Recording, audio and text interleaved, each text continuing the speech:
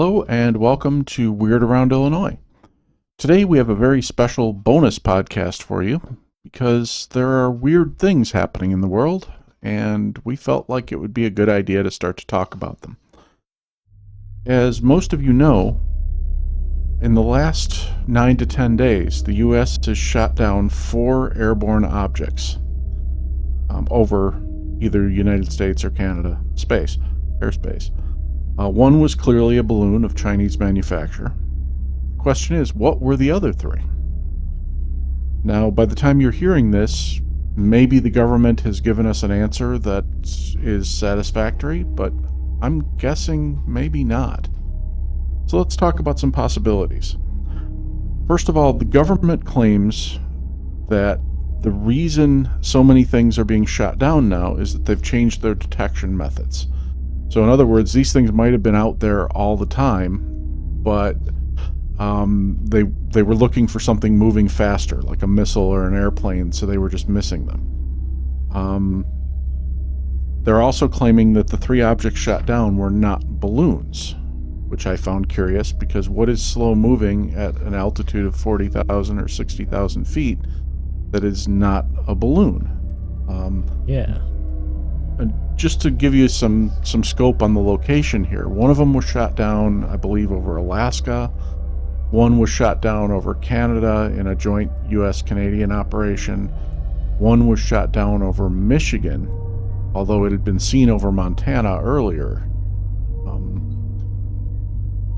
And there's apparently another object that was sighted over the Chinese coastline. But there are some credibility questions on that one. So the U.S. government, they were asked point blank when they said that these things aren't balloons, were they extraterrestrial? And the government said, we won't rule anything out at this time, which I found to be a vaguely ominous statement. Yeah. So, with the new kind of targeting system that you're talking about, that could mean that there were UFOs just floating around constantly, nonstop, for a long period of time, and nobody would have noticed. Which, if you think about it, is kind of what people have been saying for a long time. Yeah. Except now it's just getting really suspicious. It certainly makes the mind wander a bit, and you start to think about all the things we've heard over the years about people seeing UFOs, particularly over Alaska, and the government trying to cover things up, and it makes you wonder, how much did they know, how much did they not know? Is this a culmination of years and years of cover-up finally coming out so everyone can see it, or is it completely unrelated?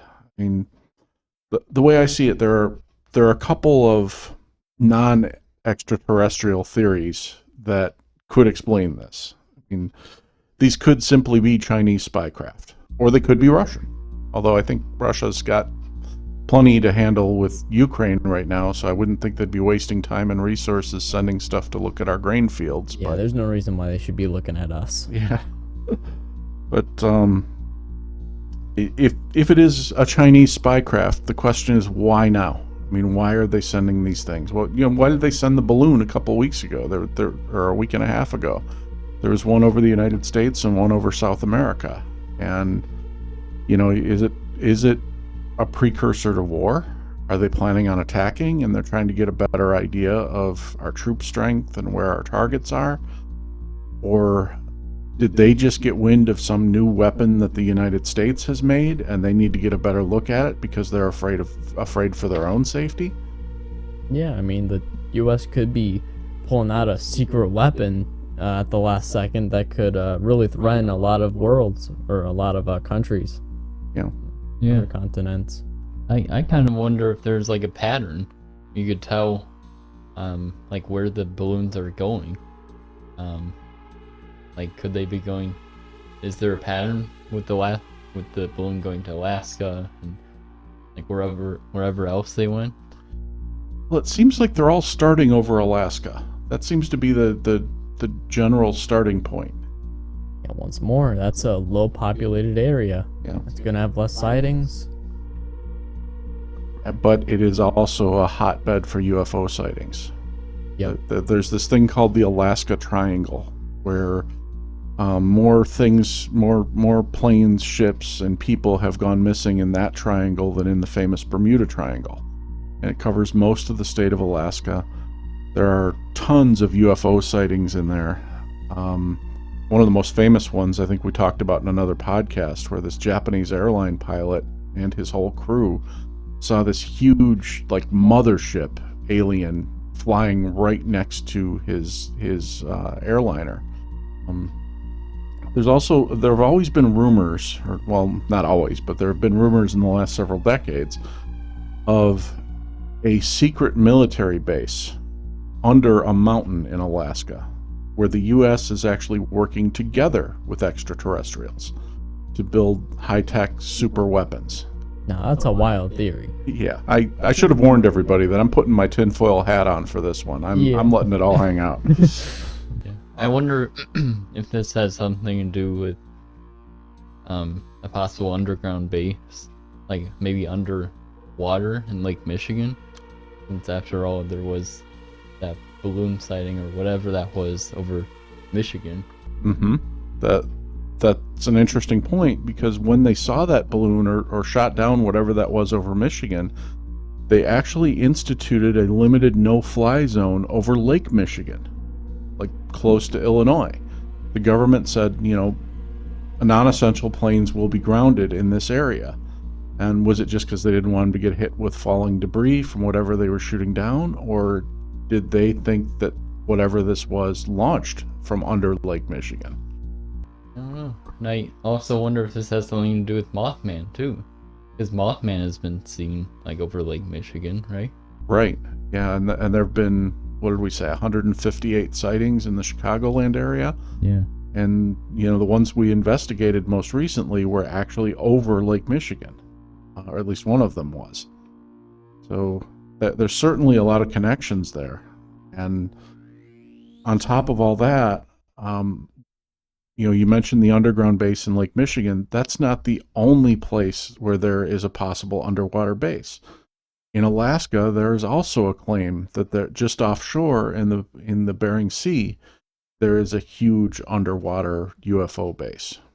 And again, I'm not saying this thing exists. I'm just talking about all the theories that I've heard. Again, if we were to accept these theories as being true, the same question applies. Why now?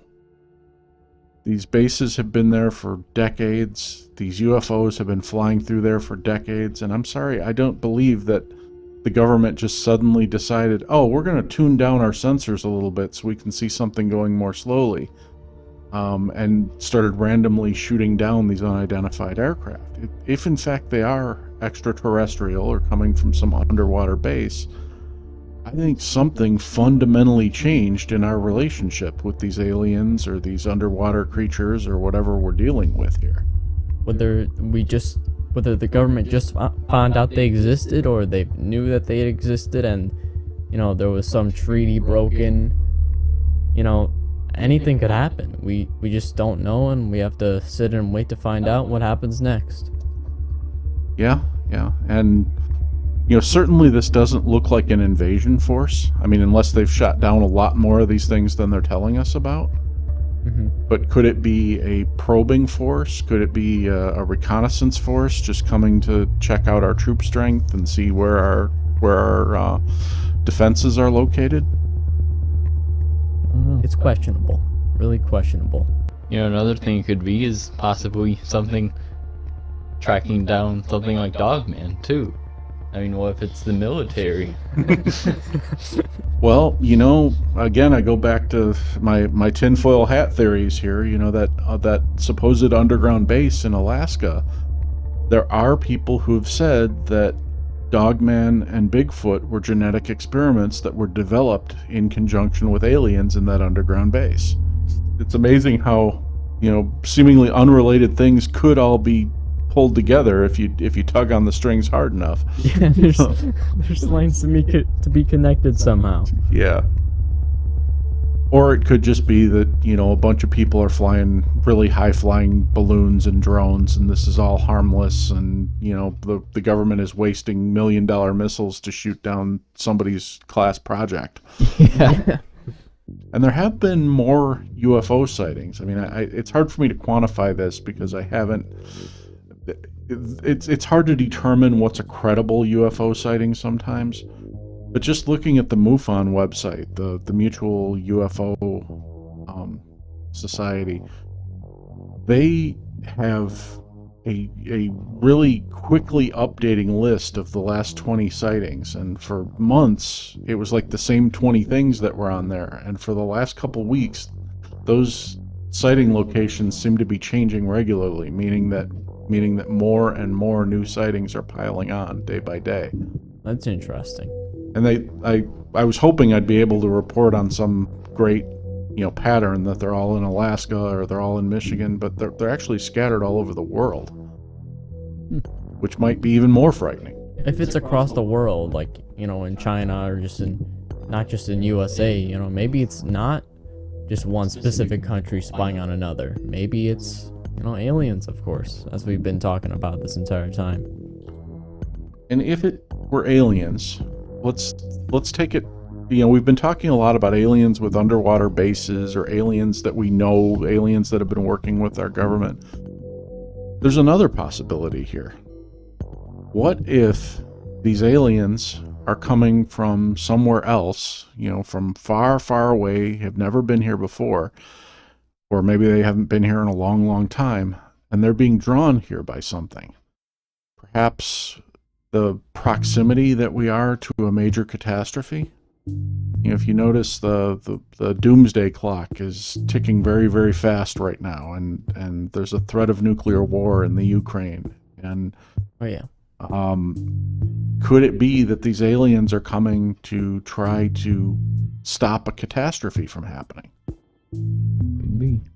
That kind of theory has been relayed to Mothman a lot, so we gotta tie the lines Good quite a few point. times with Mothman. If that theory were correct, though, then we should feel really, really stupid about shooting down these aliens as they're coming. Yeah. Well, again, I'm hoping by the time you're listening to this podcast that the government has come out and said, they were all balloons. Most of them came from Toys R Us. It's nothing to worry about. But I suspect that there will either be no new information, or the information that they give us will be very suspect, and there will be a lot of discussion. Yeah, I just thought of something. A possibility could be that the government is just gonna try and not talk about it at all, and just not even cover it up. They're just gonna ignore it, the whole idea, completely until we all forget about it. It definitely works. I mean, Yeah, it does. our modern attention spans are so small. It's hard for society to stay focused on something for more than a day or two with the rapidly changing news cycle. I mean, tomorrow there'll be somebody slapping somebody at an awards show, and we'll all forget all about the things being shot down. You could even make the argument that that's why some of these massive UFO sightings in the past have gone basically uninvestigated. Things like the one I described with the airliner, or the huge UFO over O'Hare Airport with thousands of witnesses. You shouldn't be able to just sweep that under the rug. You shouldn't be able to not give an answer as to what that was, or not be able to say, it's just a weather phenomenon, don't worry about it. There should have been people screaming and shouting and demanding answers. But we would love to hear your theories on what these aerial phenomenon are, the things being shot down by the government and the things not being shot down by the government. So please feel free to leave your comments. If you have a sighting, feel free to fill out our special form where you can report sightings of cryptids and UFOs and ghosts and such. And as always, thank you for listening, and thank you for subscribing. Please tell your friends.